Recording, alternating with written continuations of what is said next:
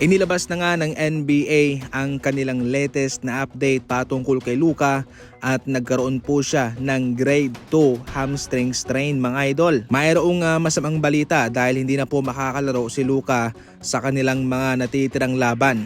At ang magandang balita naman ay hindi po severe, hindi po ito seryosong injury na nangangailangan ng operasyon. Ito ho'y pahinga lamang. Ating abangan kung ilang linggo ba ang gugugulin nito. Usually kasi kapag grade 1 ay 1 to 3 weeks. Kung grade 2 naman ay 3 to 6 weeks. At yung grade 3, yun po yung pinakamalala. Nangangailangan po yun ng operasyon which is nasa 3 to 6 months ang recovery. Magtatapos na ang regular season sa April 12, 2026 at yung play-in tournament naman sa April 14 to 17. Ang playoff ay magsisimula sa April 18. So medyo kakaunting panahon na lamang sapagkat ngayon ay April 4 na. So bale maliit na lamang yung mga natitirang araw sa regular season. Kaya mayroong malaking chance na posibleng ma-miss ni Luka Doncic ang first round ng playoff. Ngayon patungkol naman sa kanilang kupunan, maganda ang inilalaro nitong Lakers pero sila'y kinulang lamang sa kanilang laban kontra OKC Thunder.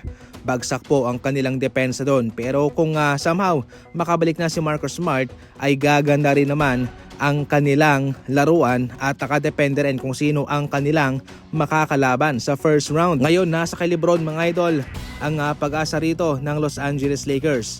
Siya ang main man sa ngayon, nakasalalay sa kanya kung hanggang saan itong Lakers sa playoff.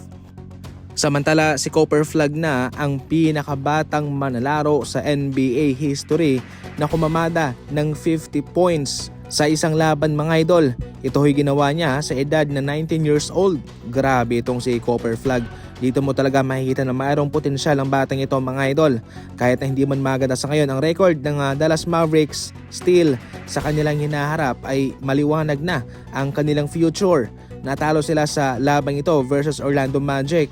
Pero syempre in long term, panalong panalo sila sa kanilang hawak na talento nitong si Cooper Flag. Kinumpirma na nga ni Shams ng ESPN na si Stephen Curry ay babalik na. Malaking push ang kanyang ibibigay para sa Golden State Warriors. Kailangan nila ang kanyang presensya sa loob.